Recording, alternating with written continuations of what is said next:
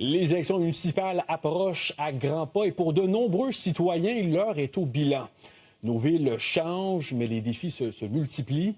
Crise du logement, montée de l'itinérance, cohabitation parfois plus difficile entre voitures et cyclistes. Inflation aussi, ça touche plusieurs familles. Et fiscalité municipale, autant d'enjeux qui pèseront lourd dans le choix des électeurs.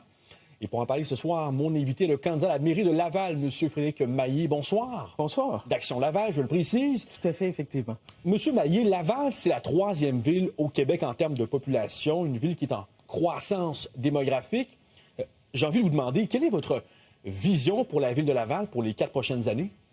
Bien, dans un premier temps, il faut reprendre le contrôle des finances de la ville. Qu'est-ce que ça veut dire? Qu'est-ce que ça veut dire? Bien, dans les 4 dernières années, on a vu le budget de la ville qui a augmenté de 30 % En même temps, il y a une augmentation de la dette de la ville de 80 %. C'est 400 millions de plus. On est pratiquement rendu avec le budget de la ville et l'endettement à 1 pour 1. Donc, on voit que les finances de la ville sont complètement hors contrôle. On avait proposé de mettre en place un comité des finances publiques, comme on a à Québec et à Ottawa. Ce que l'exécutif a refusé, ce que le parti au pouvoir a refusé. Naturellement, nous autres, en arrivant, on met ça en place, ce qui nous permet de prendre le contrôle des finances et de ramener les finances, de ramener les budgets aux bons endroits, c'est-à-dire s'assurer que les citoyens ont des bons services. Mais en même temps, tout coûte plus cher, non? Bon, naturellement, il y a des choses qui coûtent plus cher, mais on se parle sur 4 ans d'une augmentation de 30 % du budget de la ville, sans inclure l'endettement. Donc, on voit que c'est nettement plus que l'inflation. Comment c'est possible qu'on en soit arrivé là?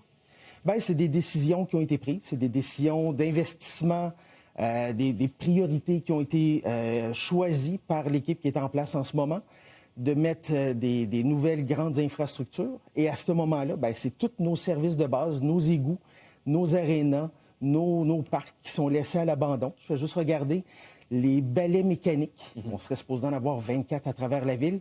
Il en reste 6 qui se promènent. Les autres sont au garage. On n'a pas les pièces pour les réparer. Ils nous disent que les fournisseurs les ont abandonnés. Mais là, ils ont envoyé les cols bleus avec des coupes-bordures, les bons vieux weed eaters pour nettoyer les bords de rue, à payer à temps et demi, payer à temps double parce qu'il faut qu'ils les fassent rentrer le soir et la fin de semaine. Donc, il y a une perte de contrôle complet sur les finances. Quels sont, selon vous, les grands défis? Les 3, si on y allait avec 3. 3 grands défis qui attendent la ville de Laval. Bien, d'abord et avant tout, s'assurer qu'on a des services pour nos citoyens. Les services de base pour rendre cette ville-là fonctionnelle. Ramener, là, en corrigeant ces finances, on va être capable de maintenir les budgets de la ville, prévenir une hausse des taxes et à ce moment-là, pouvoir assurer qu'on a les bons budgets aux bons endroits, s'assurer que nos égouts sont bien entretenus. On ne veut pas avoir une répétition comme on a eu avec Déby l'an dernier. Donc, il faut aller investir dans ça. On a près de 2000 déversements, surverses de nos égouts dans les rivières annuellement. Donc, il faut qu'on s'occupe de nos égouts. Ça fait longtemps qu'on sait que nos égouts débordent. Alors, il faut qu'on reprenne contrôle de ça. Et en même temps, avec la hausse de la population à Laval, bien, on a de la congestion. Il faut qu'on s'assure d'avoir un transport en commun décent qui va être capable de libérer nos rues et de faire fonctionner notre système au complet. Vous dites, M. Maillé, prévenir une hausse des taxes. Oui. Est-ce que ça veut dire une baisse des taxes si vous êtes élu maire?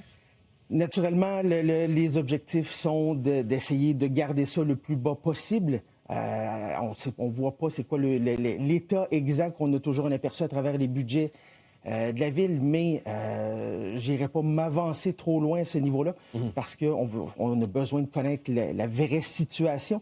Mais naturellement, si on est capable de garder ça le plus près du zéro possible, c'est ce qu'on va tenter de faire. Les familles qui nous écoutent ce soir se demandent, est-ce que Laval est toujours une ville sécuritaire? C'est un débat qu'on entend beaucoup à Montréal, mais est-ce que Laval, je vous pose la question, est une ville sécuritaire selon vous? C'est une ville encore tout à fait sécuritaire. Il n'y a absolument pas de panique. Cependant, on voit que oui, il y a une montée de la violence qu'il y a eu dans les dernières années. Il y a eu plus, les gangs de rue sont plus présentes. Donc, pour cette raison-là, il faut qu'on s'assure justement, comme je l'ai mentionné un peu plus tôt, de réinvestir dans nos infrastructures sportives, culturelles, pour qu'on puisse occuper nos jeunes de manière à leur donner des bons modèles, des bonnes possibilités pour leur avenir et non pas d'aller choisir les mauvais modèles qui peuvent... Dans le très long terme, évidemment, mais à court terme, est-ce qu'on investit davantage dans le corps de police, par exemple? Bien, c'est sûr qu'il va falloir amener une sécurité à court terme, mais l'objectif n'est pas de policer la ville, mais d'assurer que nos jeunes sont hors des problèmes. Donc, je vois l'objectif un peu plus effectivement à long terme, mais c'est sûr qu'il faut qu'on commence par s'occuper de nos jeunes, s'occuper qu'ils sont dans les mains des bonnes personnes pour qu'ils aient les bons guides, les bonnes directions. Stéphane Boyer, quand même, quel bilan vous en faites après 4 années au pouvoir? Bien, comme je mentionnais, c'est une perte de contrôle des finances, une perte de contrôle du système de la ville. Nos rues sont mal entretenues, les égouts sont mal entretenus. Donc, il y a naturellement plusieurs dossiers, défis qui sont à relever pour corriger la situation dans la municipalité. Si vous êtes élu maire, M. Maillé, quel sera votre premier geste, première action que vous poserez? Mettre en place le comité des finances. C'est banal, c'est très banal, le comité des finances publiques, mais c'est tellement la base de tout pour reprendre le contrôle des finances de cette ville-là, pour s'assurer qu'on arrête de dépenser sans compter des projets qu'il a. On avait encore cette semaine une autre annonce d'un autre grand projet, d'un autre désir de la ville de dépenser, alors que le budget, on apprenait dans le budget 2025, on est déjà en retard de 17 millions au mois d'avril. Donc, il faut reprendre le contrôle des finances de cette municipalité-là.